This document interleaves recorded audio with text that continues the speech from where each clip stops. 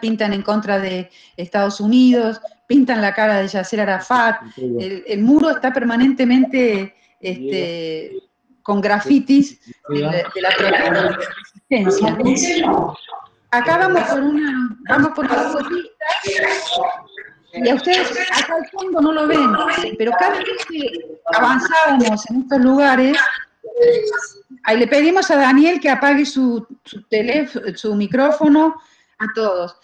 Cada vez que dábamos vuelta y mirábamos así a lo lejos, se veía la cúpula de la mezquita que está dentro de Jerusalén. Para los palestinos eso era mostrarme con un orgullo increíble. Yo veía un pedacito de cúpula dorada y no le daba mucha importancia. Para ellos era algo anhelado que no podían, al cual no podían acceder, porque ellos no pueden entrar a Israel. Solamente pueden salir de Israel los palestinos que viven en Israel, pero los palestinos que viven en Cisjordania no tienen permiso para entrar a Israel. Entonces, los lugares sagrados, como por ejemplo, para ellos es la mezquita que está dentro de Jerusalén, no pueden acceder. Yo accedí porque me dieron un permiso especial y me di cuenta que yo estaba teniendo derecho a un privilegio que ellos no podían tener. Bueno, acá estamos viendo el mausoleo donde está Yasser Arafat. Es de una belleza arquitectónica muy, muy, muy conmovedora. Esto es la tumba de Yasser Arafat. Aquí están los que custodian todo el día.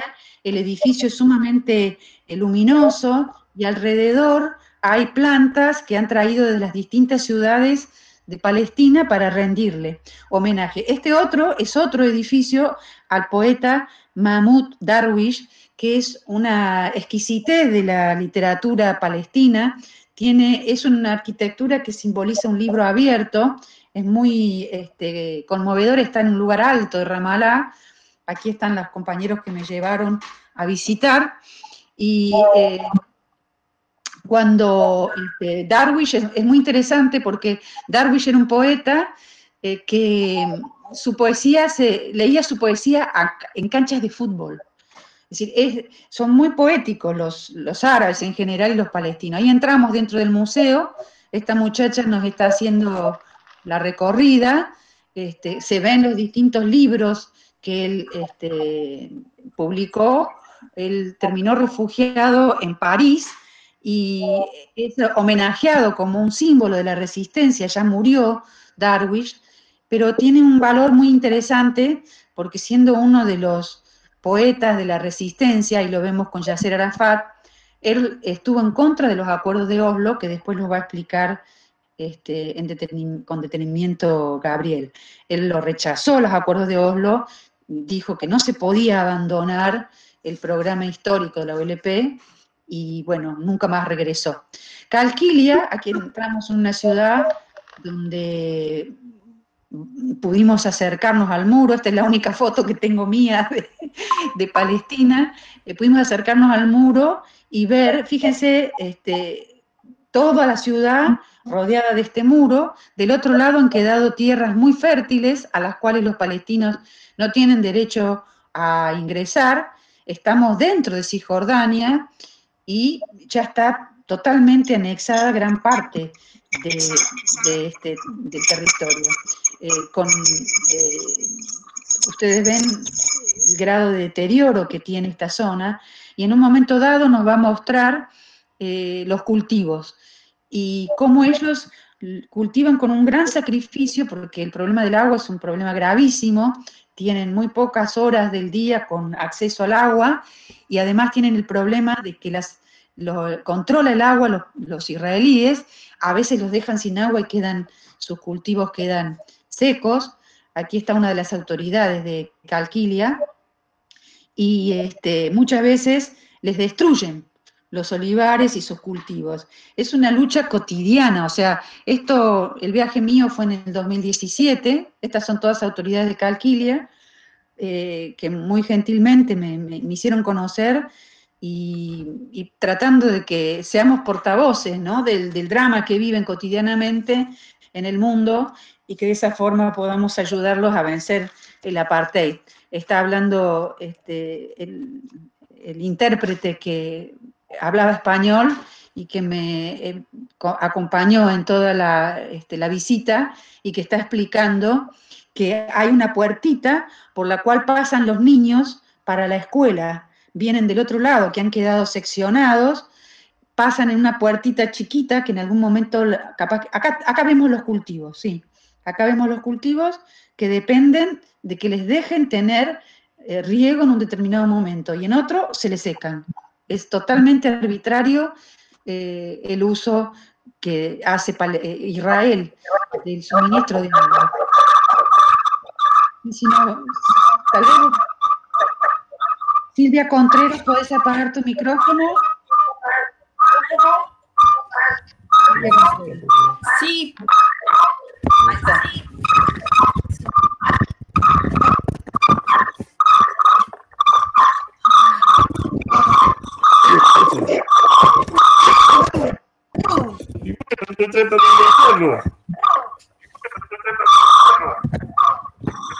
Estamos teniendo boicot de alguien, me parece, ¿eh? Me parece que algún sionista nos está ahí haciendo la guerra. Bueno, en algún momento va a mostrar una puertita chiquita, que es una puertita que está hecha para que pasen los beduinos que viven del otro lado, las tribus beduinas, los niños que puedan ir a la escuela. Todos los días esos niños pasan por controles donde los requisan, son niños que tienen que vivir. Ahí está, ahí estamos viendo la puertita, que del otro lado están los soldados israelíes controlando el paso. Es realmente una situación de opresión cotidiana, porque esto no es de un día u otro, son años, como me decían a mí, son 70 años que estamos viviendo así y que no conocemos vivir sin control militar cotidiano. Es algo que no conozco otro pueblo que tenga tantos años sometido como el pueblo palestino. Ahí tenemos los cultivos nuevamente que nos muestran con mucho orgullo, ¿no? Porque es arrancado a un territorio muy árido en base a riegos artificiales, ¿no? Lau.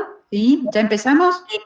Muy bien. Si te parece, ya tenemos casi 90 compañeros en línea, así que si te parece podemos estar en condiciones de arrancar. ¿Cómo no? Bueno, esta fue una pequeña aperitivo para poder trabajar juntos este encuentro, que para nosotros es una forma de rendirle homenaje a este pueblo que sufre tanto, que vive oprimido, que vive preso de un Estado genocida, que avanza cotidianamente en su colonización. Nosotros hoy hemos querido en especial hacer esta memoria de la historia de la colonización a cargo de Gabriel, que para nosotros es un compañero de larga trayectoria militante y de compromiso con la causa palestina. Es uno de los autores de este libro, no sé si lo alcanzan a ver. Yo tenía intención de poder filmarme, pero no me puedo filmar.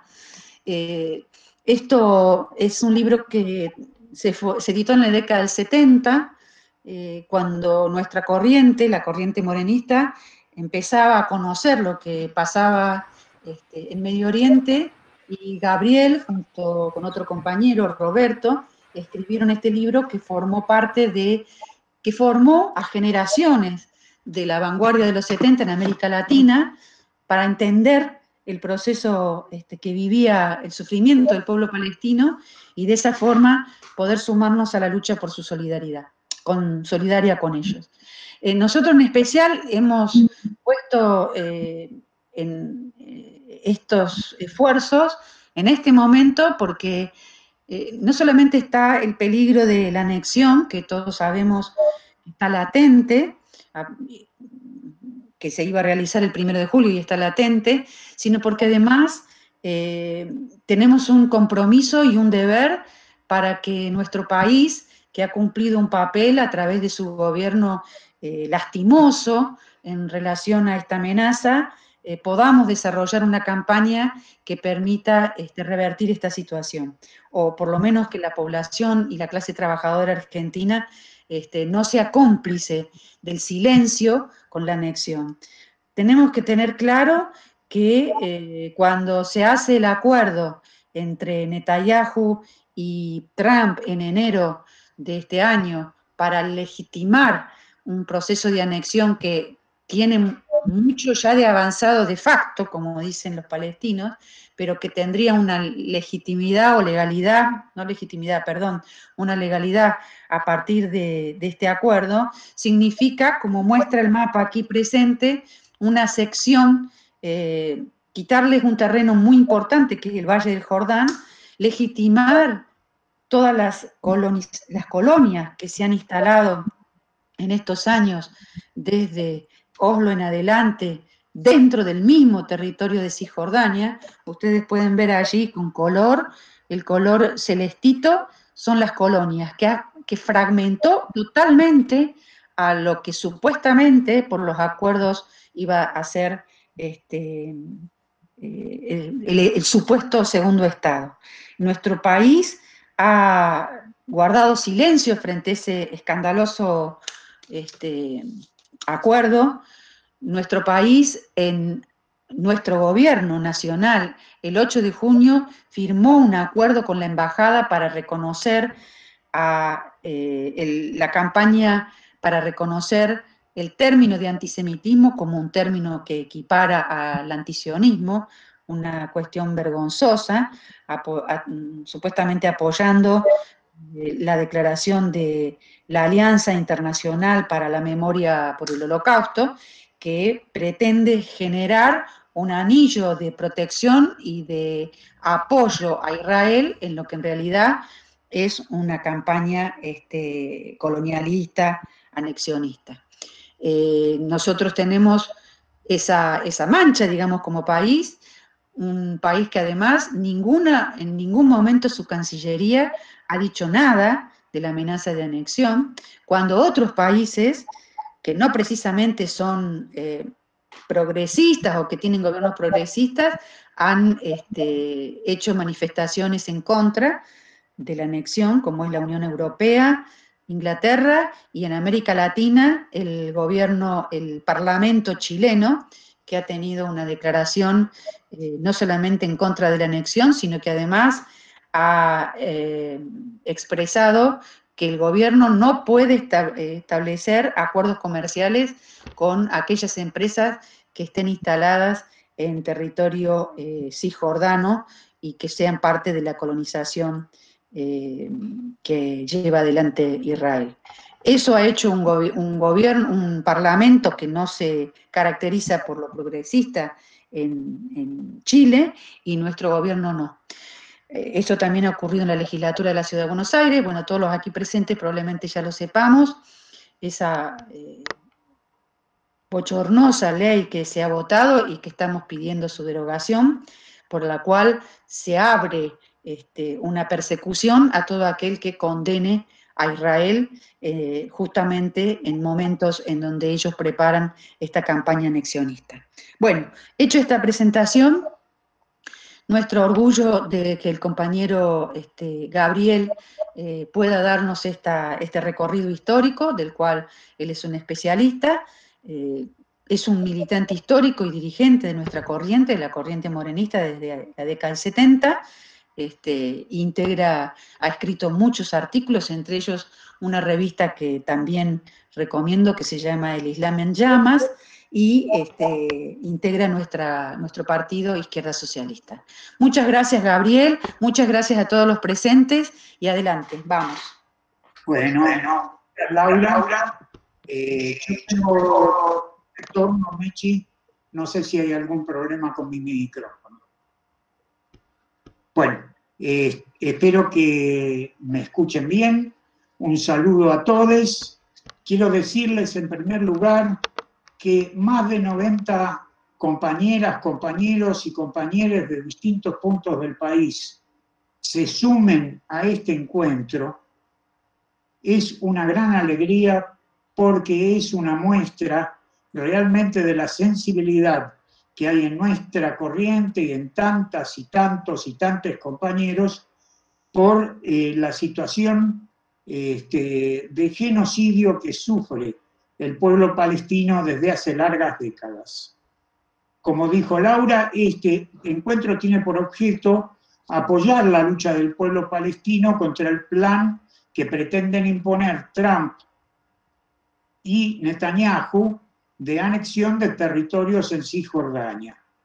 Y quiero decir que nos detengamos un momento en este hecho antes de ir a un panorama histórico sobre lo que significa esta lucha, para decir lo siguiente. Laura señaló que las anexiones iban a comenzar el 1 de julio y eso no se ha concretado. El propio gobierno de Netanyahu anunció que se postergaba. La razón de esa postergación es que se ha producido un estallido de indignación internacional por este avance sobre las tierras de los palestinos, y esto demuestra la importancia y lo útiles que han sido siempre las campañas y las acciones concertadas a nivel internacional para oponernos al avance del sionismo y de Israel contra los derechos del pueblo palestino. Entonces, quiero decirles a todas y todos y todos los que están participando de este encuentro que sepan que al hacerlo se suman a una campaña que ya está teniendo unos resultados importantes y que por eso mismo debemos continuarla con toda la fuerza. Entonces, en primer lugar, decirles que para nuestra corriente, la UIT y nuestro Partido de Izquierda Socialista, esto es continuar una larguísima tradición que tenemos de estar junto a los pueblos que luchan por su independencia y contra el dominio imperialista en todo el mundo, pero que una parte fundamental de esa tradición es la lucha contra el dominio imperialista en Medio Oriente. Allí el imperialismo y las organizaciones sionistas que sostienen a Israel afirman que Israel es una avanzada de la democracia y la libertad en Medio Oriente.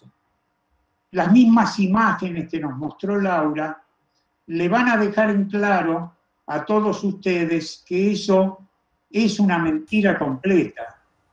Israel es un estado apartheid, en todo caso, cuya característica central es el racismo. Un racismo que se aplica al pueblo palestino con la misma violencia, con la misma bestialidad que los nazis aplicaron un genocidio contra el pueblo judío en los años que Hitler dominó Alemania. Es decir, las cosas que uno sabe sobre la opresión de Israel sobre el pueblo palestino, con total apoyo de Estados Unidos, son expresión de un genocidio tremendo. Hay miles y miles y miles de palestinos que pasan muchos años encarcelados, hay centenares y miles de palestinos que fueron asesinados por las tropas israelíes, y el único crimen que han cometido estos compañeras y compañeros palestinos es luchar por la defensa de su tierra. Ese es todo su crimen.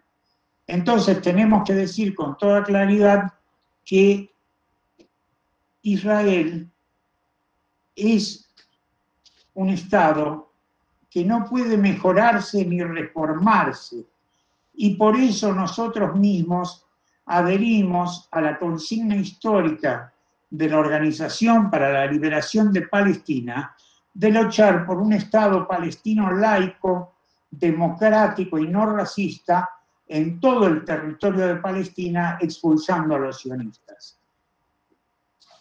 Esta consigna histórica tiene una importancia extraordinaria. Como explicó Laura, en un momento fue abandonada por la Organización para la Liberación de Palestina, pero a nuestro juicio sigue siendo la única perspectiva justa para expulsar a Israel y expulsar al imperialismo de la región. tenemos que tener en claro que los actores de este drama histórico vienen de muchos siglos. El pueblo palestino, junto a todos los pueblos árabes y los pueblos musulmanes, es heredero de una civilización que nació allá por el siglo VII, en el 600 y pico de la era cristiana, a partir de un hecho histórico que es el surgimiento de una clase comercial en las costas del Mar Rojo, en las ciudades de las costas del Mar Rojo, en la península arábiga. Esa clase comercial se apoyaba en las caravanas que recorrían grandes distancias en el desierto en busca de mercancías para intercambiar. Un problema que enfrentaban esas caravanas eran que eran continuamente asaltadas por tribus beduinas, tribus nómades del desierto, que buscaban, por supuesto, el pillaje para apropiarse de lo que llevaban esas caravanas. Hacia mediados del siglo VII, un grupo de comerciantes que tenía una figura destacada en quien se conoció en la historia como Mahoma, el profeta y fundador del Islam, buscaron un acuerdo con tribus beduinas que consistía en que las tribus beduinas se convirtieran en el ejército que protegiera las caravanas. Es una larga historia, pero ese acuerdo se concretó y a partir de allí las caravanas no solo pudieron avanzar con seguridad, sino que empezaron a expandirse enormemente por territorios muy alejados de las ciudades de origen. Así fue que el Islam, llevando su tradición, su comercio, su religión, en muchos casos su idioma, el árabe, se fue extendiendo por todo el norte de África, por el sur de la península arábiga y hacia el oriente se extendió por todo lo que hoy sería Turquía, Irak, Irán, Afganistán, Pakistán, es decir, llegó hasta la India. Esta civilización extraordinaria por su extensión fue cambiando en sus características.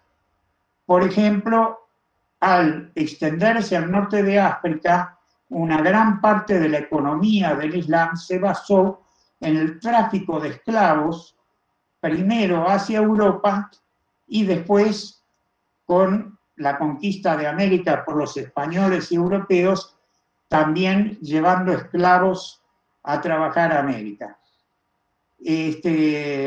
Tuvo distintas épocas, ahora no me voy a detener en esto, pero hay un hecho histórico de suma importancia, que es que la civilización islámica llegó en un momento a controlar todo el comercio en el Mediterráneo, que era la principal vía comercial, por supuesto, de Europa en aquella época. Hacia el siglo X, la Iglesia Católica, junto a los reinos que habían surgido en Inglaterra, en Francia, y las ciudades-estado que habían surgido en Italia, comenzaron a disputarle a los islámicos, a los comerciantes islámicos, la supremacía en el Mediterráneo. Es entonces que comienzan los intentos para la Iglesia Católica de reconquistar Jerusalén. Entonces se decía que las expediciones tenían ese objetivo, pero en realidad entre el siglo X y el siglo XIV, todas esas excursiones de tropas europeas hacia Jerusalén tenían en realidad el objetivo de disputar este control comercial del Mediterráneo y de la península arábiga. Es decir, que estamos hablando de que el choque de civilizaciones entre el Islam y la civilización europea viene por lo menos desde el siglo X. En el siglo XIV sucede un hecho que cambia el rumbo de la historia. Un grupo de tribus turcas con un líder que se llamaba Osman. Agrupadas estas tribus logran conquistar la ciudad que hoy se llama Estambul y se transforman en una potencia militar tremenda que en pocos años conquista toda la península arábiga y en Europa conquista grandes territorios, llegando a poner sitio, aunque no logran tomarla, a lo que es la capital de Austria hoy en día, es decir, la ciudad de Viena. Esta potencia militar mantiene bajo su control toda la región y representa una situación de terrible opresión para los pueblos árabes que se ven obligados a pagar tributo a esta potencia militar que los domina. Durante siglos los pueblos árabes lucharon por sacarse de encima la dominación turca. En el siglo, hacia el comienzo del siglo XX, las potencias que habían surgido en Europa, especialmente Inglaterra, Francia, Italia, le proponen un acuerdo a varias de las tribus árabes que luchaban contra los turcos, que es que se sumen a las tropas inglesas buscando desalojar a los turcos otomanos de la península arábiga. Los ingleses y franceses se comprometen con los pueblos árabes a garantizarles su independencia y libertad. En la Primera Guerra Mundial, entre 1914 y 1918, Turquía se alía con Alemania y, por supuesto, Francia, Inglaterra, Italia, Estados Unidos vencen en esa guerra esa alianza entre turcos y alemanes. Y uno de los resultados de esa guerra es que efectivamente los turcos otomanos son expulsados de la península arábiga. Inmediatamente los pueblos árabes exigen, los de Egipto, Arabia Saudita, Palestina, el Líbano, Siria, Irak, exigen a ingleses y franceses que cumplan su promesa de otorgarles la independencia. Pero ingleses y franceses se niegan a hacerlo y convierten a todos esos países en colonias o lo que llaman protectorados. Por supuesto que para explotar ante todo las riquezas petroleras de la región y controlar política y militarmente una de las zonas fundamentales del mundo.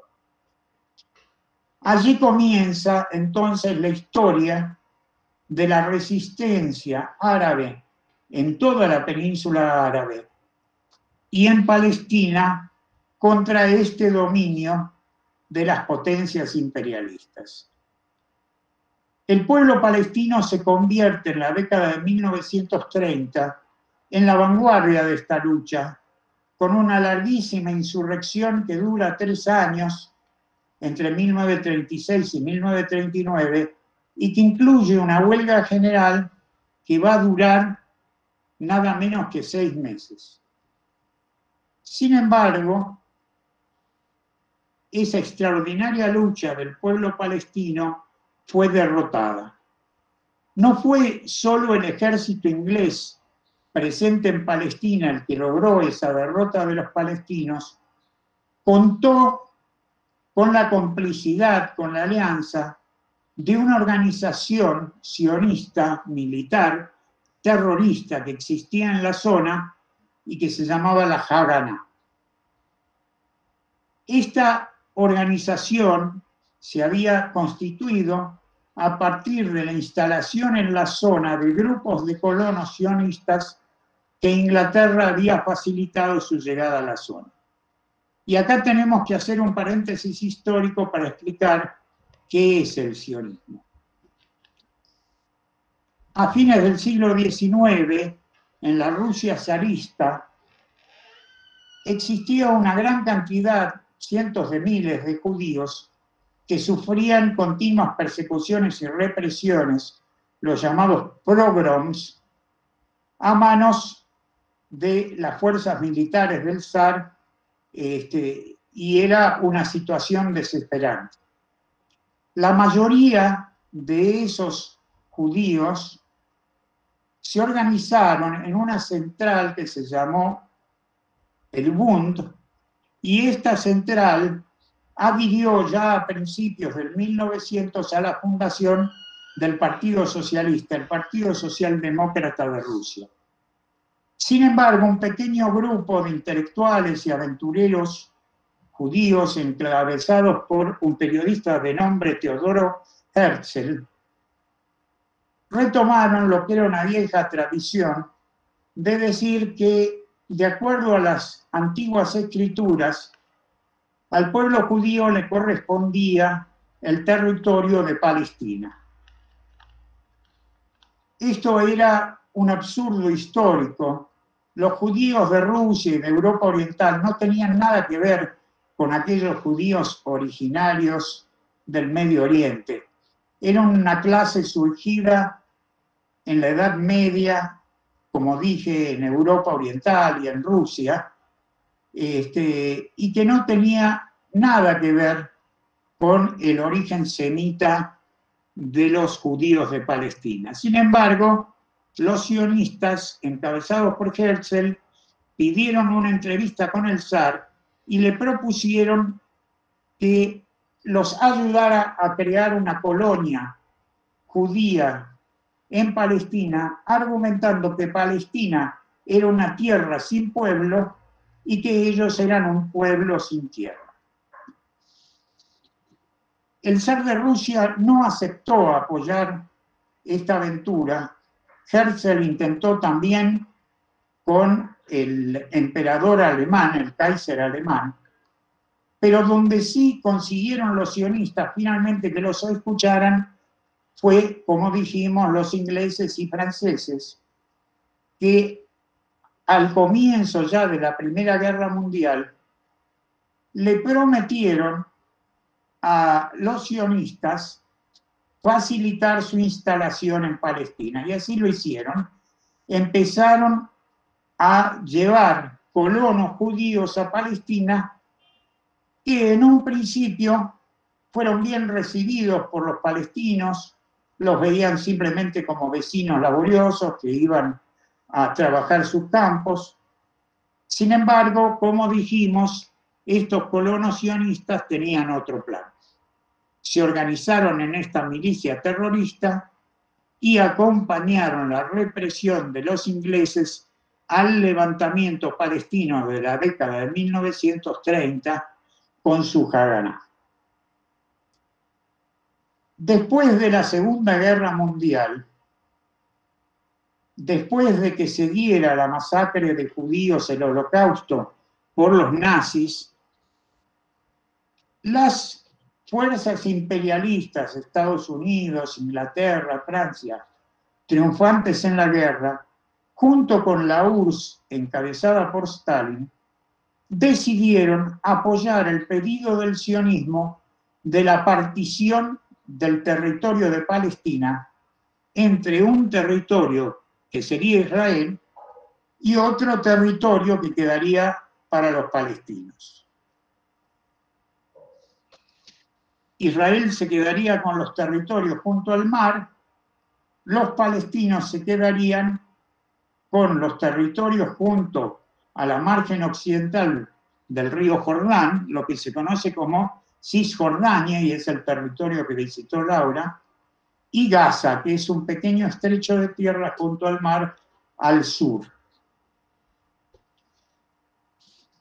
Los palestinos y los pueblos árabes de la región reaccionaron resistiendo esta partición. ¿Cómo respondió Israel y su Haganá? Al interior de Israel produjeron una verdadera masacre de palestinos en sus aldeas y en sus campos para expulsarlos de lo que sería el territorio de Israel. Pero al mismo tiempo, Israel se enfrentó en su mismo nacimiento a la lucha que le entablaron los gobiernos de Egipto y Siria.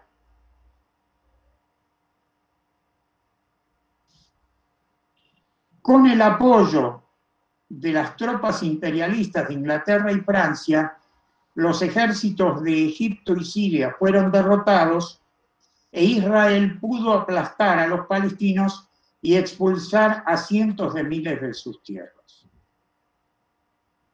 Desde entonces, la historia de Israel ha sido la de continuas guerras en las que fue anexando cada vez más territorios de Palestina, y no solo eso, ocupando las alturas del Golán en Siria, ocuparon el desierto del Sinaí en Egipto, es decir, ocuparon muchas veces el Líbano, numerosas veces las tropas israelíes sionistas han entrado a sangre y fuego en Gaza, y como hemos visto, sus colonos van ocupando cada vez más territorios en la Cisjordania supuestamente reservada para el Estado palestino.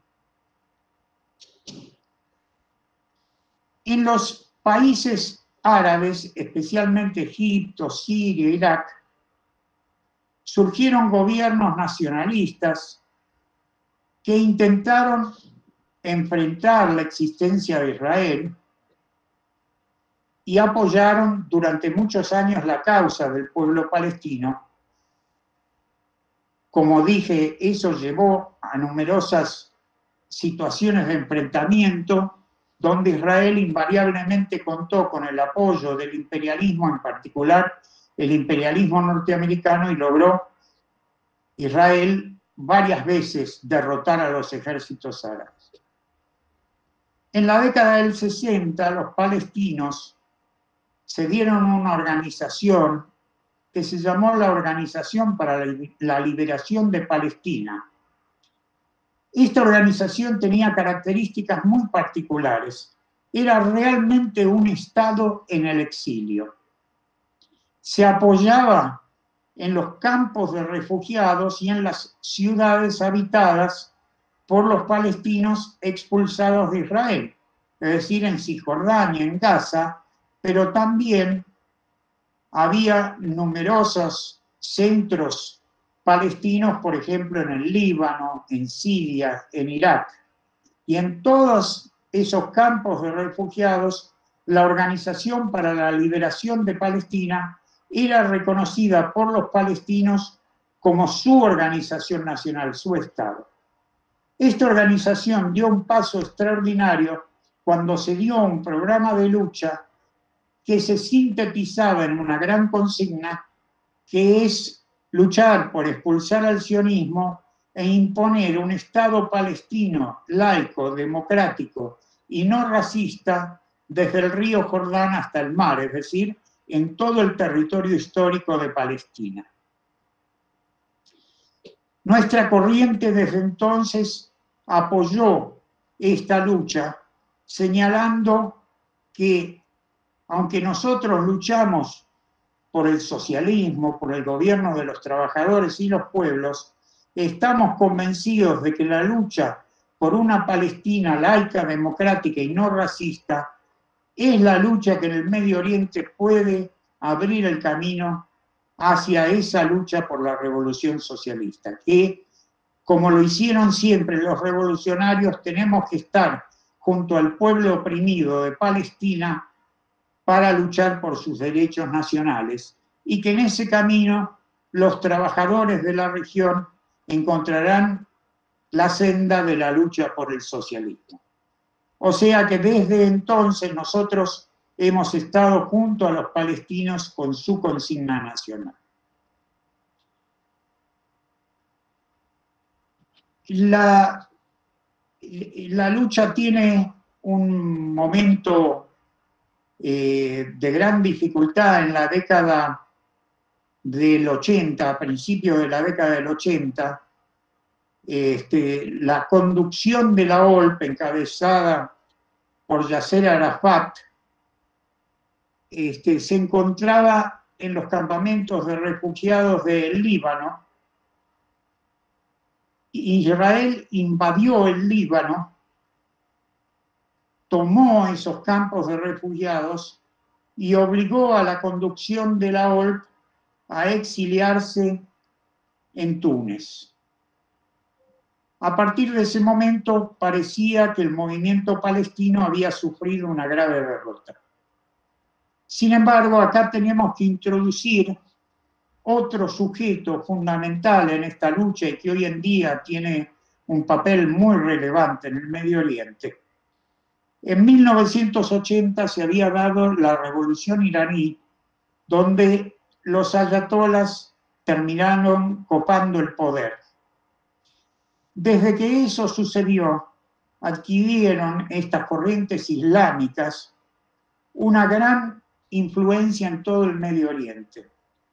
Ante la invasión del Líbano por Israel en 1982, surgió una corriente islámica en el Líbano llamada Hezbollah, que organizó la resistencia contra los israelíes, apoyada en la red de mezquitas que hay en todo el país, en el Líbano.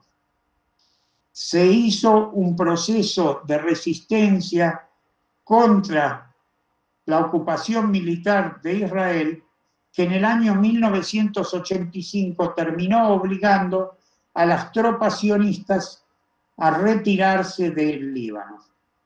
Ese inmenso triunfo en el cual los palestinos refugiados en el Líbano también tuvieron un papel enorme, esa derrota militar de Israel en el Líbano tuvo una repercusión tremenda. Al interior de Israel se dividió el ejército y se dividió la población. Surgieron sectores del propio ejército y de la población que reclamaban el fin del genocidio contra los palestinos, el fin de los ataques bélicos contra los árabes. Entró completamente en crisis el Estado de Israel.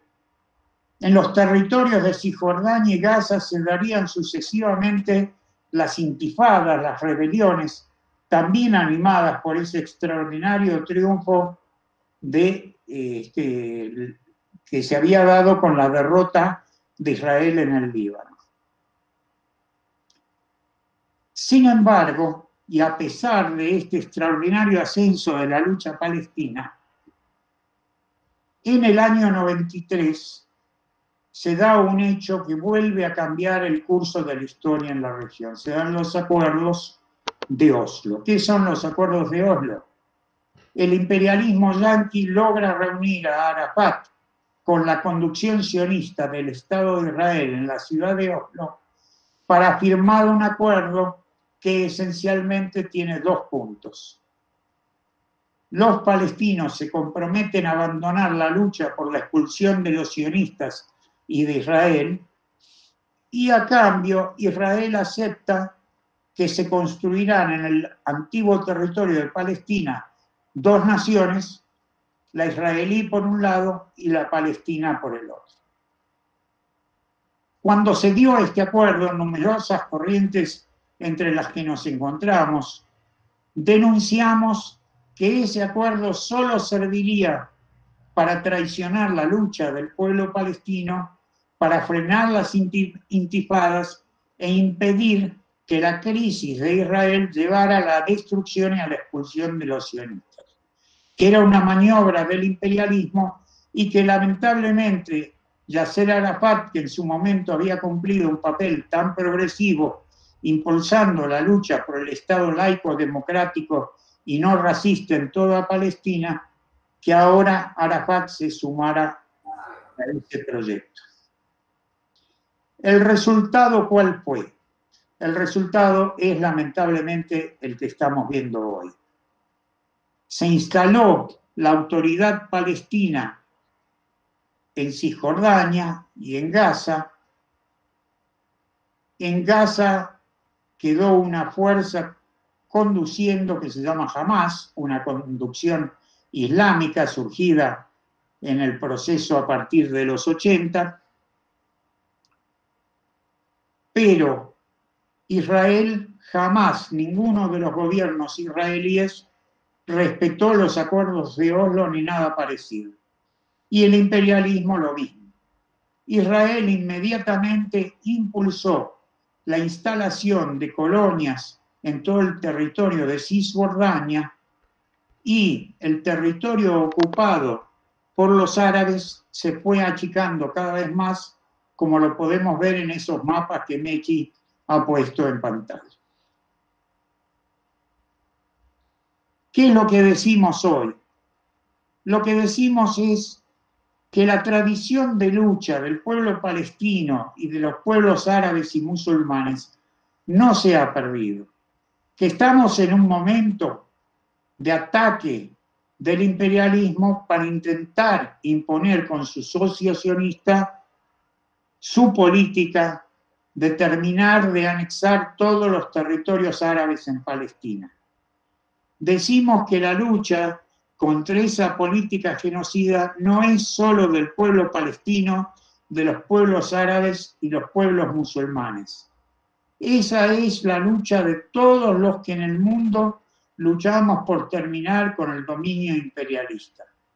Y por eso, con esta charla, con esta recorrida por los siglos de historia y con esta perspectiva que queremos darle a nuestra intervención, llamamos a todas, a todos y a todes a continuar sin desmayo esta lucha en apoyo al pueblo palestino por el Estado palestino laico, democrático y no racista en todo el territorio de Palestina. Gracias, compañero.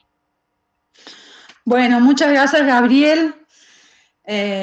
Siempre tan fuerte tus intervenciones, tan sólidas y convocantes, porque lo haces desde una perspectiva militante, ¿no? Un lujo, como dice Javier. Bueno, ahora sí vamos a abrir a ronda de preguntas e intervenciones. Vamos a hacer el siguiente mecanismo para que no nos superpongamos y porque no nos podemos mirar. El que quiere hablar, se anota en el chat y Mechi le va a ir habilitando el micrófono, ¿sí? Acá hay una pregunta que ha hecho un compañero de Esquel, que me la dirige en relación al tema de mi visita a Palestina. Bueno, el compañero pregunta si cuál es la percepción o la mirada que tiene el pueblo palestino del rol que juega Naciones Unidas, por un lado, y por otro, qué vínculo o qué relación hay entre la OLP y Hamas. Entendí esa pregunta. Bueno, Naciones Unidas, ustedes piensen que yo fui invitada por la autoridad palestina a través de la Embajada de Argentina y que yo tuve contacto con los representantes de la autoridad. Y como no hablo árabe, no pude hablar mucho más allá que con quienes me alojaban y fueron, digamos, las personas que me hicieron conocer distintas ciudades y con quienes compartí mi estadía. De manera que mi mirada es muy parcial. Mi percepción es que sienten que están solos en el mundo y que además no tienen muchas posibilidades de expresar todo lo que sienten en relación incluso al rol que están jugando los estados árabes, porque el proceso que fue narrando Gabriel de las últimas décadas, cuando Egipto pasa a acordar a reconocer a Israel, que es un salto cualitativo en el abandono a los palestinos, no son nada más que justamente Egipto y Jordania, dos países que son limítrofes de su territorio, los que están reconociendo a Israel y sienten entonces una gran soledad. Por supuesto, ellos dicen en su discurso que se cumplan las resoluciones de la ONU, que desde el 48 plantearon el derecho al retorno y desde el 67 que se replegaran de los territorios ocupados los israelíes. Pero eso no se cumple y cuando uno profundiza las relaciones, declaran, pero nadie hace nada porque se cumplan. Y eso lo ven también para el momento actual, donde se han pronunciado contra las anexiones los distintos países de Europa, que a su vez son los responsables de la situación que vive el pueblo palestino, porque son ellos los que promovieron la creación del Estado de Israel, pero que no concretan con acciones que permitan que se cumplan esas resoluciones. En relación a cómo están las cosas entre la OLP y Hamás, están tirantes, están muy tirantes. Ustedes piensen que Hamás, que gobierna en Gaza, Gaza es un territorio, creo que tiene 365 kilómetros cuadrados y allí viven 2 millones de personas con una densidad de población de 4.200 por kilómetro cuadrado. Es decir, es un campo de concentración totalmente cortado del mundo, que tiene que estar controlado en todas sus fronteras, no puede ni siquiera salir.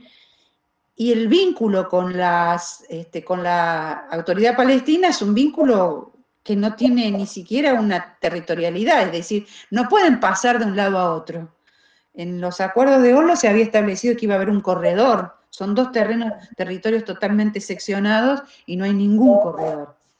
Y hay un posicionamiento político totalmente distinto. Jamás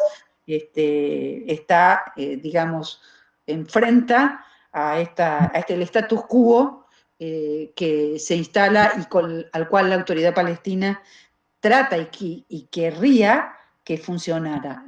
Los últimos acuerdos de Netanyahu con Trump en enero hicieron que la propia autoridad palestina se quebrara en esa expectativa y reconociera que los acuerdos de Oslo no van y están muertos. Entonces, no conozco en este momento si hay un acercamiento. Cuando yo fui hace 2 años, era una situación totalmente tirante, digamos. Laura, creo que hay una pregunta sobre el rol de Siria, Assad y Rusia. Si querés, trato de contestar algo al respecto. Dale, métele vos. Bueno, es una excelente pregunta, porque como todos sabemos, Siria es uno de los países grandes de la península arábiga y que tuvo un rol muy importante en los años 50 junto a Egipto como parte del frente de países que rechazaba a Israel, que no reconocía a Israel y que apoyaba a los palestinos. Tanto es así que cuando los palestinos son expulsados de sus tierras, una gran comunidad palestina se reúne en Siria y tiene el apoyo del padre del actual presidente, Assad, que les dio su apoyo y también fue un apoyo para el surgimiento de la Organización para la Liberación de Palestina. Pero en la década del 70, tanto el gobierno de Egipto como el de Siria giraron, como dijo Laura, al acuerdo con Estados Unidos, y Siria no llegó a reconocer a Israel, Egipto sí. Pero Siria tenía un tema, que era que tenía un territorio ocupado por Israel, las alturas de Golán, en la frontera entre Israel y Siria. Y a partir de ese acuerdo con el imperialismo, Siria prácticamente dejó de luchar por la recuperación de sus territorios y su apoyo a la OLP fue cada vez menor. Cuando se dieron los acuerdos de Oslo, Siria apoyó esos acuerdos, al igual que Egipto, etc. Es decir, fue parte de ese gran acuerdo orquestado por el imperialismo. Ahora, cuando tuvimos la guerra civil en Siria contra el gobierno ultradictatorial que se había convertido el gobierno del hijo de Assad, que está en el poder, se dio en un momento claramente la posibilidad de una revolución que derrocara a la dictadura de Assad e impusiera la democracia en el país. Sin embargo, Siria recibió el apoyo de Rusia, de China, y de Irán para sostener al dictador Assad, y en ese camino las fuerzas que luchaban por la democracia, incluyendo por supuesto a los palestinos en Siria, se han visto derrotadas. Hay todo otro capítulo de esta guerra que no podemos olvidar, que es el pueblo kurdo. Los kurdos son un pueblo árabe que está dividido entre 5 países debido a cómo dividieron los imperialistas las fronteras en la región. Los kurdos intervinieron en la lucha porque había aparecido en Siria otro actor que se conoció como ISIS, que es una corriente contrarrevolucionaria, pero enfrentada también con el gobierno de Assad. Los kurdos enfrentaron y derrotaron a ISIS, pero el resultado final de esa lucha ahora es que las tropas rusas y sirias están volviendo a ocupar todo el territorio de Siria. ¿Qué quiere decir esto de conjunto? Quiere decir que Rusia, que de últimas en Medio Oriente actúa como aliado de Israel y de Estados Unidos, y Siria son un escollo más para el avance de la revolución árabe. Esta es la realidad hoy en día que estamos viendo.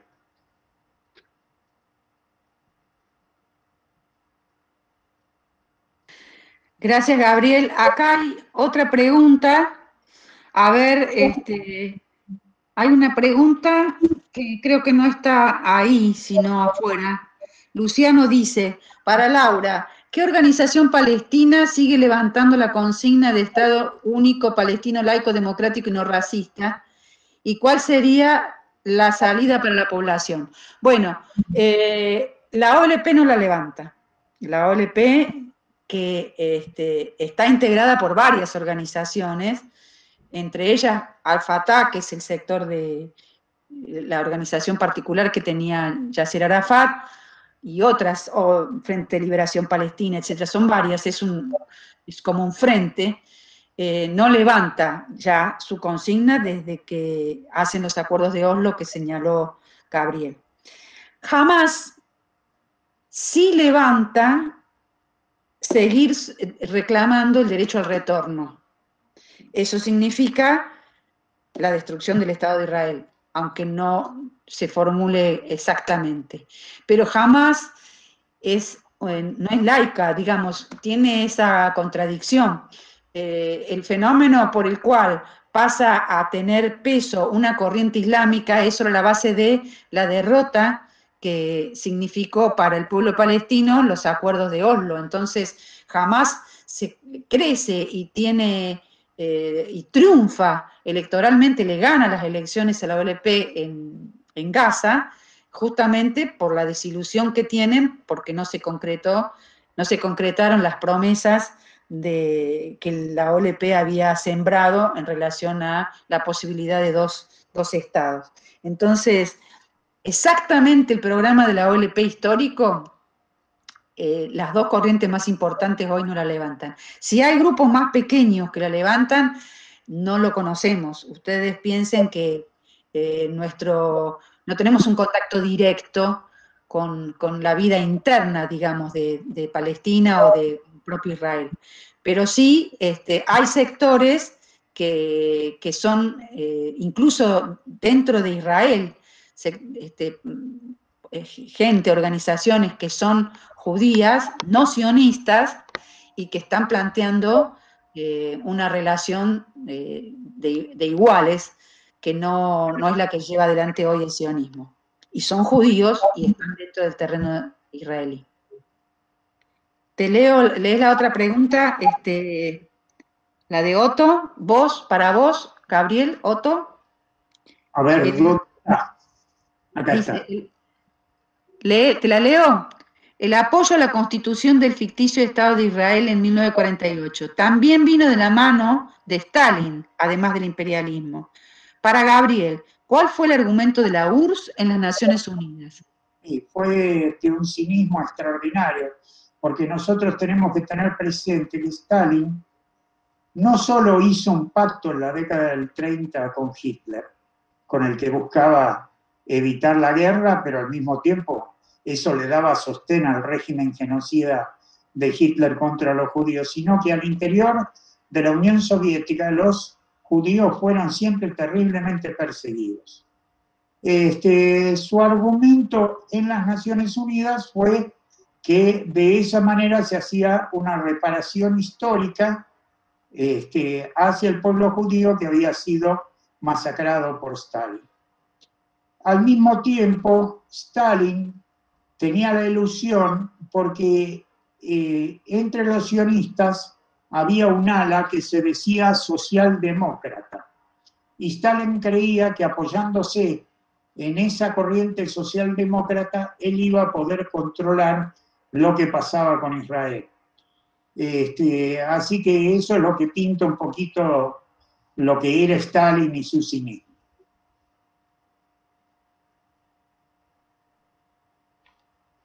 Tu micrófono, Laura. Hay dos preguntas más que quiero que las contestes vos, y yo voy a contestar después una que hace Erika. Esa la voy a contestar yo después. Pero a vos te dejo esta. ¿Cuál ha sido el papel de los judíos en Argentina antes y después de la creación del Estado de Israel, dado que la mayoría de ellos eran comunistas? Y otra más que dice, ¿podés comentar la situación del Líbano hoy? ¿Qué rol tiene Hezbolá, la crisis? Sí, el tema de los judíos en la Argentina, con todo respeto, Ana, yo creo que decir que la mayoría de ellos eran comunistas en la Argentina es una exageración. Hay dos ubicaciones que tenemos que tener. Hacia fines del siglo XIX, principios del siglo XX, vino una gran migración judía a las provincias de Santa Fe y Entre Ríos, impulsadas por judíos ricos de Francia e Inglaterra. Ellos veían que esa era una manera de sacarse de encima a sus parientes pobres, pero créanlo o no, hubo incluso sionistas que pensaron que dado que había una gran población judía en el campo, en Santa Fe y en Entre Ríos, que allí se podría constituir el Estado Nacional Judío. Eso nunca llegó a concretarse, por supuesto, pero anduvo dando vueltas. Una parte muy importante de esa población judía que vino migrante a fines del siglo XIX, principios del siglo XX, se fue a las grandes ciudades, a Rosario y a Buenos Aires. La mayoría se convirtieron en comerciantes o en profesionales. Y una parte de ellos, por cierto, que adhirieron al Partido Comunista e incluso a otros partidos de izquierda. El Partido Obrero, el PTS, nosotros, otros partidos de izquierda, tienen una cantidad importante de adherentes que son de familias judías. Sin embargo, nosotros sabemos categóricamente que hay un establishment judío en la Argentina, alrededor de la AMIA, de la DAIA, de la Embajada de Israel, que es muy numeroso, y que apoya sin ninguna duda al Estado de Israel y que lamentablemente tiene posiciones bastante reaccionarias y de derecha. Yo creo que esa es la mayoría de los judíos hoy en día en la Argentina, aunque sigue habiendo un sector importante de judíos en la Argentina que o están con el peronismo o están en la izquierda. Sobre lo del Líbano. En el Líbano ha habido un estallido democrático que posiblemente sea el más poderoso de la región desde la primavera árabe del 2011. ¿Por qué digo esto? En el Líbano hay un régimen democrático controlado por corrientes religiosas cada una de las cuales tiene su partido y que están representadas en el Parlamento y que en el Ejecutivo tienen una presencia proporcional a las fuerzas electorales que tienen. Hezbollah en los últimos años se convirtió en la fuerza política más poderosa del Líbano. El problema es que ese gobierno de múltiples partidos religiosos en el Líbano ha venido imponiendo unos planes de ajuste terroríficos en el país, donde los trabajadores sufren una desocupación, rebaja de salarios, bueno, todo lo que conocemos nosotros acá en la Argentina como planes de ajuste, en el Líbano los viene aplicando ese gobierno. Entonces, el año pasado comenzaron enormes movilizaciones en el Líbano buscando terminar con este régimen. Sin embargo, hoy todavía no está claro qué nuevas fuerzas políticas pueden imponerse contra ese régimen político. La lucha continúa y con mucha fuerza. Bien, bueno, ahora yo respondo a Erika. Erika pregunta, ¿qué se puede hacer para hacerle llegar nuestra solidaridad? El año, no sé, hubo jornada en apoyo a Palestina con murales en distintos lugares. ¿Este año hay algo programado? Bueno, yo te voy a contar algo para que de paso nos sirva a todos, ¿no? No solamente a Erika. Nosotros, estas actividades son parte de ello, pero les cuento que existe en el mundo un movimiento que se llama BDS. BDS quiere decir boicot, desinversión, y ahora me olvidé que quería decir la S, y sanción. Es un movimiento que surgió en el 2005, que está integrado por 170 sindicatos, partidos políticos y ONGs, muchas de ellas de origen en Palestina y otras en la diáspora palestina en el mundo. Ustedes piensen que fuera de Palestina y de Israel hay 6 millones de palestinos. En Chile es el país donde hay más palestinos en América del Sur, hay 400.000, por eso hay un club de fútbol que se llama Palestina, y por eso probablemente se explique que la presión de esa comunidad haya logrado la sanción de ese repudio en el Congreso que les mencioné. Pero el BDS lo que promueve es que no se compre los productos que Israel produce en las colonias instaladas en el territorio palestino en Cisjordania. Es una campaña mundial. Y nosotros tenemos un gran comercio con Israel. En primer lugar, les cuento.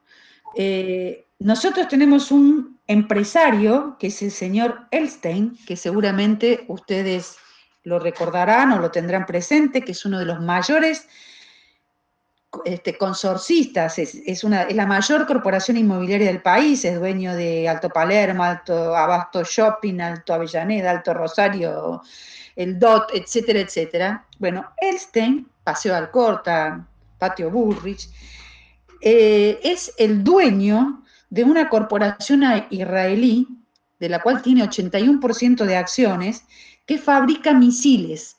Se los vende a Gran Bretaña y Gran Bretaña los instala en las Malvinas. Es decir, fíjense, con capital que se hizo en nuestro país, la riqueza, cerca de 500 millones de dólares invirtió Elstein en Israel, en distintas empresas, una de ellas es la fabricación de misiles. Hoy son los misiles con los cuales Inglaterra está fortaleciendo su peso militar dentro de las Islas Malvinas. Nosotros tenemos que empezar a hacer una campaña contra Elstein, porque su sionismo, no solamente, como decía Gabriel, es un compromiso con el pueblo palestino, luchar contra su sionismo, sino porque además es el que está armando a Inglaterra en las Islas Malvinas. En el año 2019, Mansur, el gobernador de Tucumán, compró $8,5 millones en armas, para que las armas con las que se matan acá a los pibes que en este momento hemos visto hasta el entrenamiento de las fuerzas represivas nuestras por técnicos o especialistas israelíes, son parte de acuerdos que ha hecho los gobiernos, el gobierno de Macri, pero ahora Mansur, que es integrante del Frente de Todos, se aprovisionó de armas que compró a Israel y son con esas armas, hoy la policía reprime a los jóvenes que protestan en Tucumán. Macri compró lanchas, armas, software de espionaje en el año 2018. Y yo voy yéndome para atrás, en el año 2007, en pleno gobierno kirchnerista, a través del Mercosur, firmamos un convenio de libre comercio con Israel. Nosotros hoy tenemos libre comercio con Israel y eso se concretó en el 2011. Es decir, mientras en otros países, como por ejemplo en Cataluña, hay campañas para que se frene todo comercio con Israel, también esto está ocurriendo en otros lugares, en el mismo caso de Chile que les comenté. Nosotros fortalecemos nuestro comercio con Israel. Y el BDS es un movimiento que retoma la experiencia de Sudáfrica. El apartheid de Sudáfrica fue derrotado, para los compañeros más jóvenes, esto que vive hoy el pueblo palestino lo vivieron los pueblos africanos con respecto a la dominación blanca en Sudáfrica, y recién ese apartheid terminó en el año 92, pero ese apartheid cayó en base a una campaña mundial de boicot a Sudáfrica, que fue entre cultural, deportiva y también de tipo comercial. Importantísimos eventos, las Olimpiadas de los distintos años, etcétera, los jugadores se negaban a participar si estaban los representantes de Sudáfrica, y el aislamiento en el que quedó Sudáfrica racista, la blanca racista, provocó que finalmente se vieran obligados a derogar todas las normas y las instituciones que excluían en bantustanes, que eran especies de guetos, a los negros, y logró ese triunfo. Hoy llegó, una de los símbolos de eso fue que Mandela fue puesto en libertad y finalmente terminó siendo presidente. El BDS convoca a que en el mundo entero retomemos la experiencia de Sudáfrica, de la campaña que se hizo de boicot al apartheid de Sudáfrica, y hagamos boicot a los productos comerciales de Israel que estén producidos en territorio colonizado, digamos. Entonces, esa es una forma. Otra forma es también acompañando desde las aulas. Nosotros tenemos muchos compañeros aquí presentes que son docentes y que pueden cumplir un papel para dar vuelta a la campaña sionista, que tiene una presencia muy fuerte en los gobiernos, en las instituciones, las legislaturas, así como yo les conté al inicio lo que pasó en la legislatura de Buenos Aires. Ellos están tratando de que esto ocurra en otras legislaturas.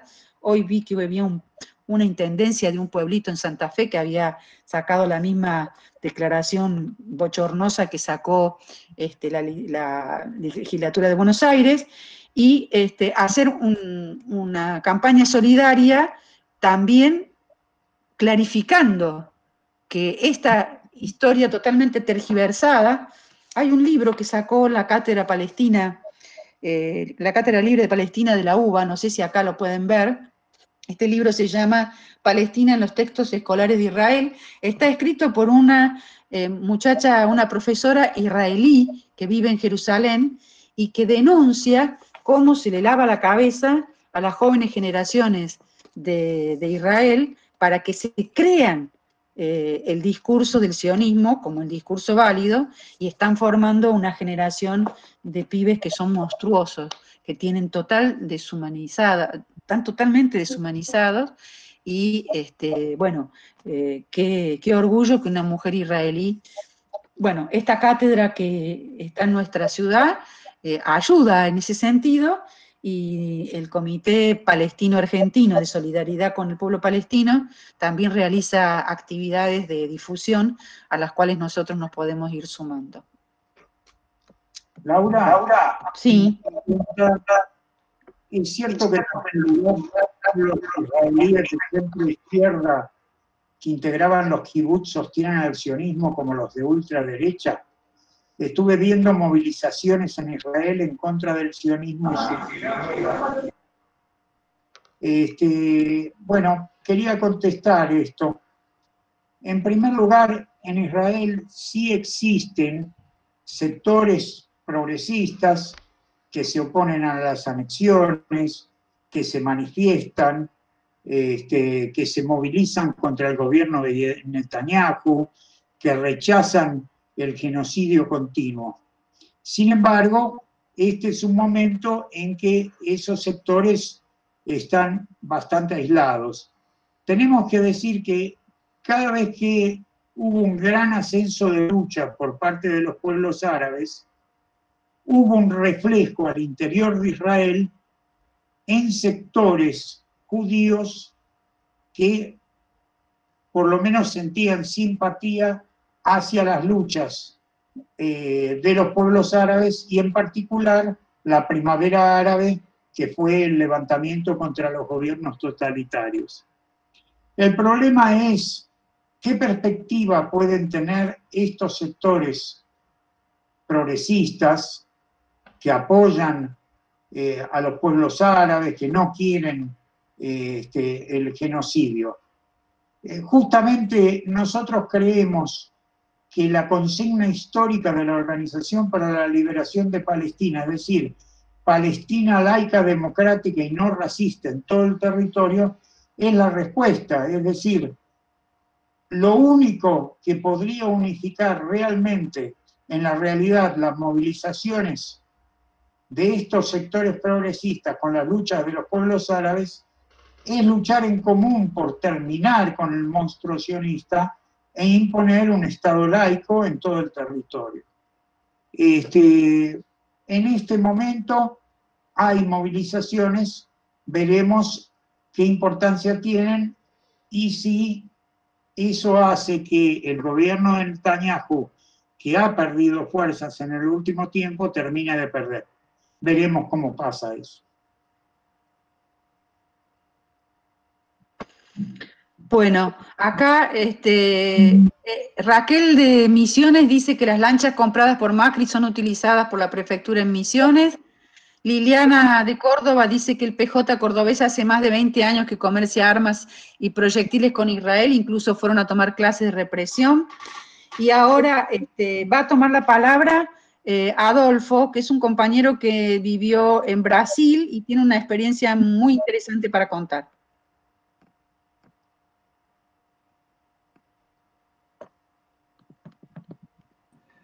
No, primero y antes que nada quería felicitar a los compañeros organizadores de la charla y sobre todo la exposición de Gabriel, de Laurita, que son muy didácticas, muy útiles para toda la militancia para aprender de esta historia tan interesante. Por supuesto, y recomendar el libro, que Gabriel es uno de los autores, que fue editado también en portugués, no sé si en otros idiomas, pero por lo menos en portugués fue editado también el libro de la autoría de Gabriel. Muy, muy importante. Yo también creo que hay mucha historia del pueblo judío para contar, sobre todo una historia menos antipática que la que conocemos de la versión sionista, ¿no es cierto?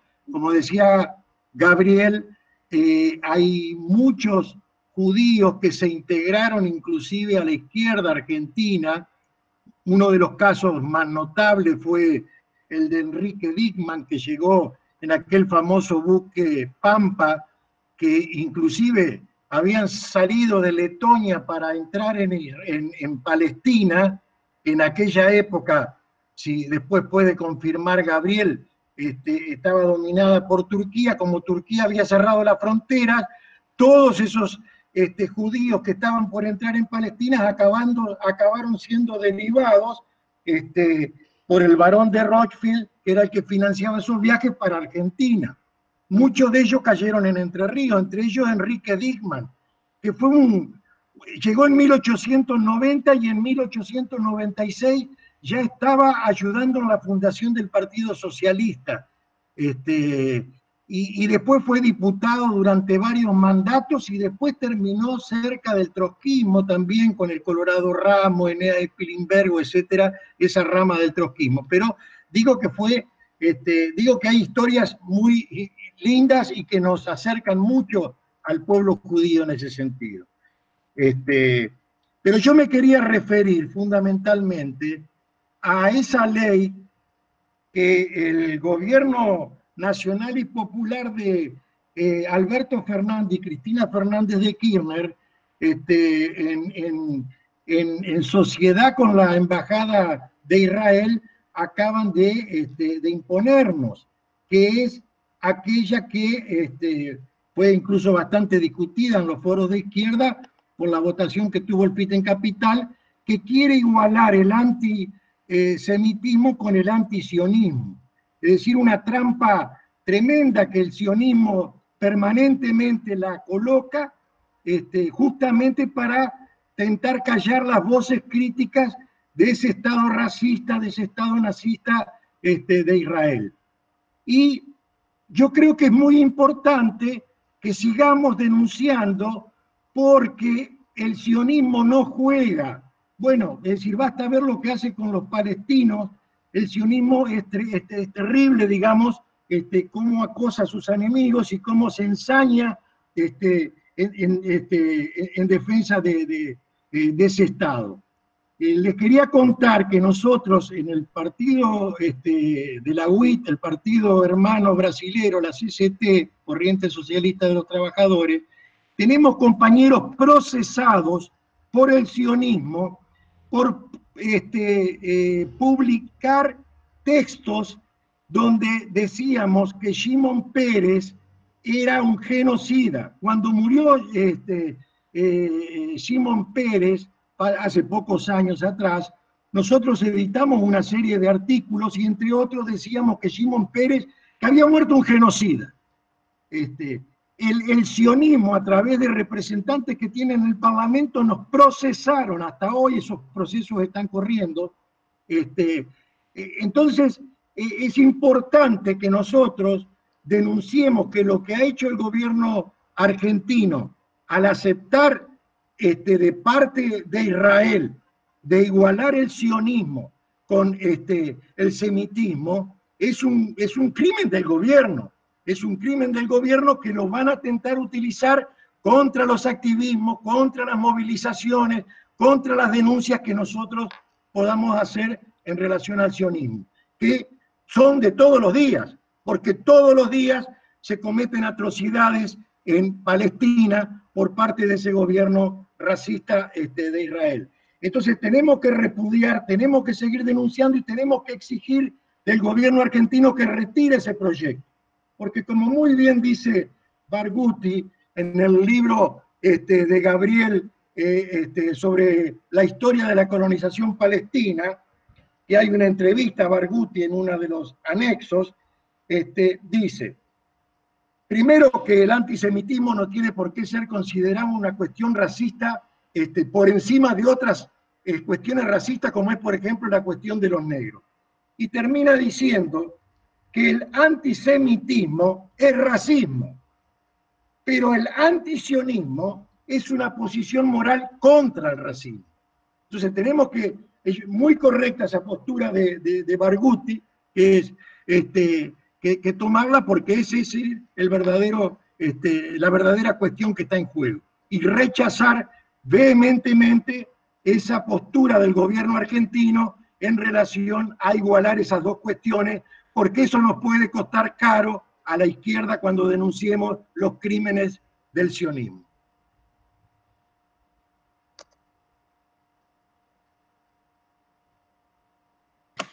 Bueno, acá hay algunas nuevas preguntas.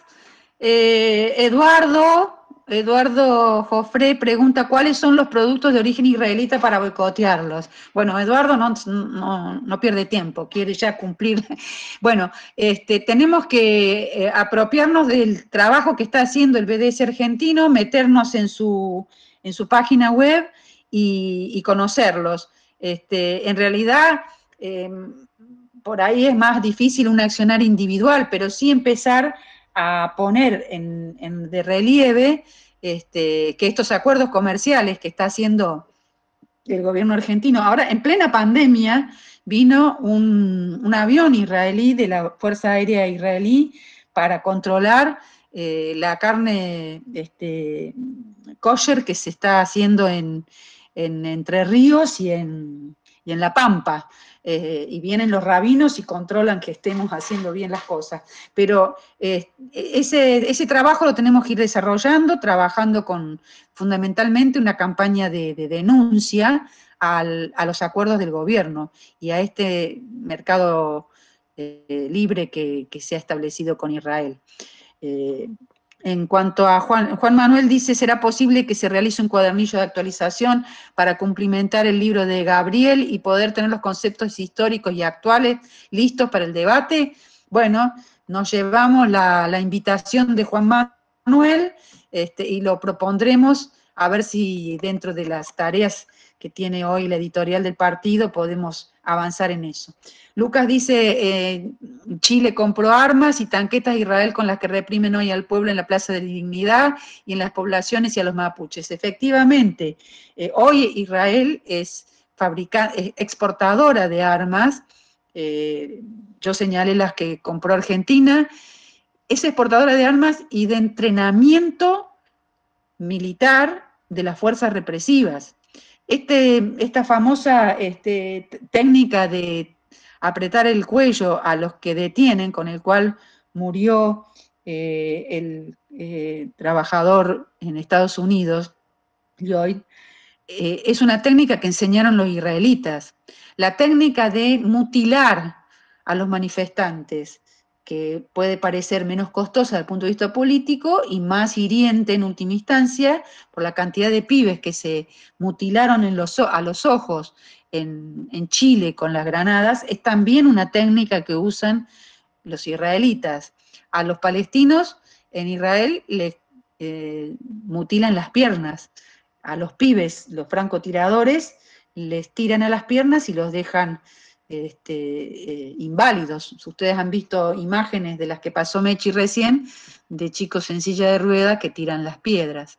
Bueno, no sé si, bueno, Matías recomienda para todos los que sean docentes que miren en Ademis, hay un folleto que hizo Tiza en Mano, es Israel-Palestina, el conflicto Israel-Palestina, está en la página de Ademis y es parte del esfuerzo que Ademis hace para que las aulas nuestras sean parte de la construcción de una alternativa para los trabajadores de nuestro país y del mundo. En este caso, explicando el origen de la colonización, tal cual explicó Gabriela aquí.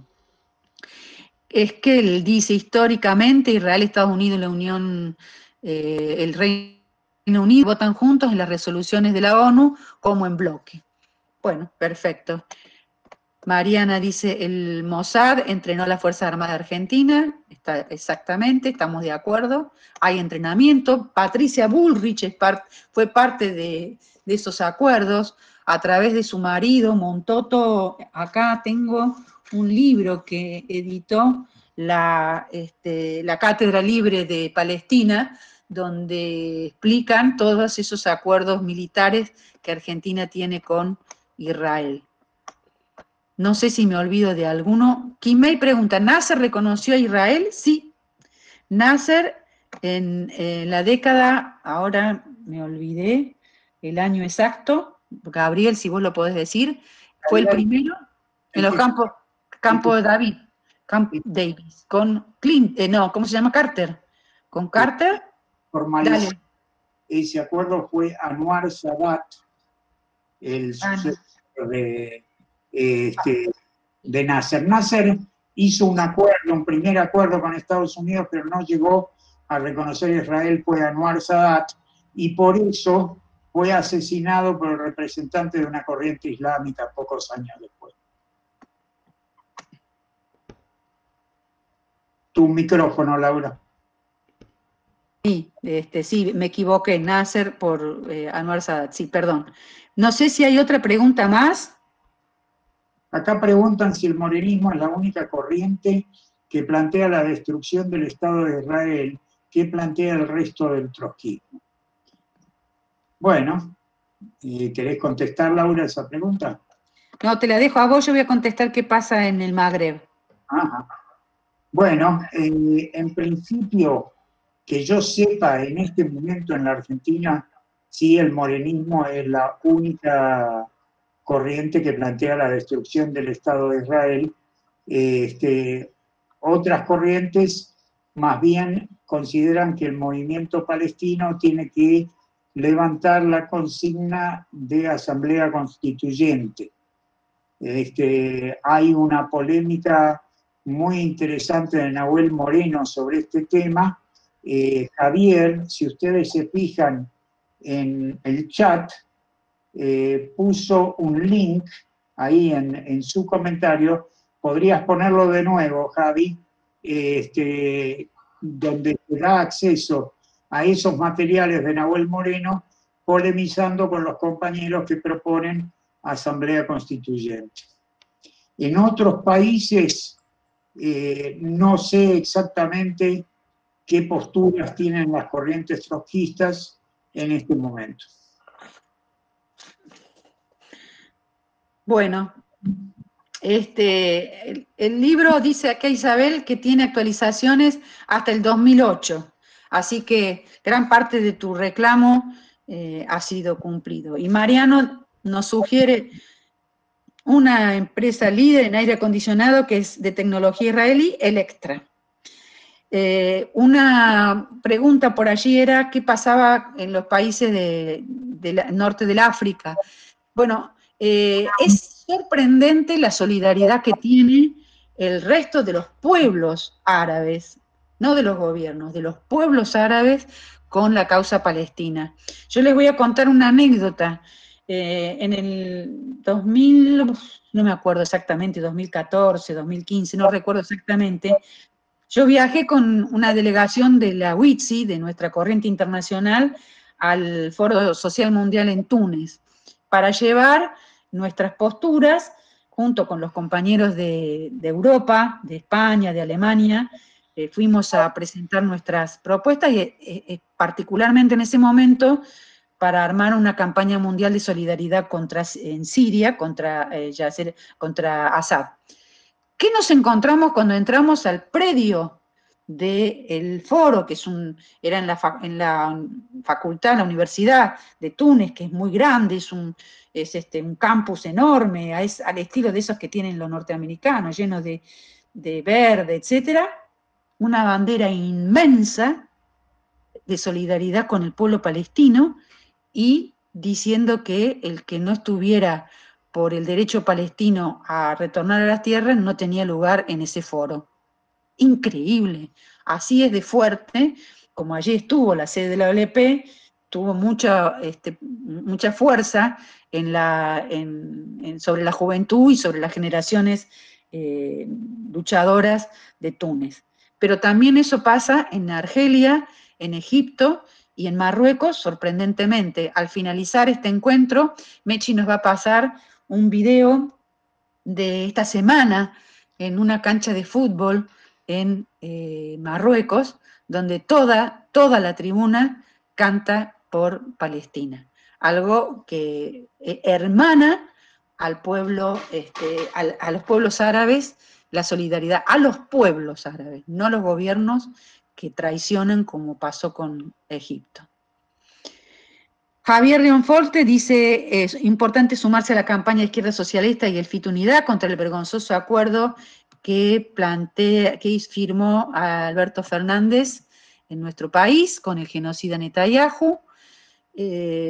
Bueno, totalmente de acuerdo. El embajador actual de Argentina e Israel es el corrupto Urribarri, del ex gobernador de Entre Ríos, dice César. Y Manuel Alonso, que para derrotar el sionismo uno de los caminos es ingresar a Izquierda Socialista en el FITU. Muy bien, Manuel. Bueno, no sé si hay más preguntas, si no, siendo discretos, no sé si algún Catalina, Melanie, alguno Luciano, que quieren hacer alguna pregunta, si no, con respeto a los tiempos, nos despediríamos. ¿Nadie más pregunta o interviene? Entonces, si les parece bien, no sé, Gabriel, vos si querés decir algo más. No, comparto el saludo y la alegría por esta charla que ha reunido a tantos compañeros en la solidaridad con el pueblo palestino. Bueno, ¿alguien más quiere tomar la palabra? Si no, nos despedimos con el hermoso videíto, que lo tenés preparado, Mechi, de la tribuna del equipo, no me acuerdo cuál es, seguramente los compañeros que son futboleros lo van a saber mejor que yo, en Marruecos,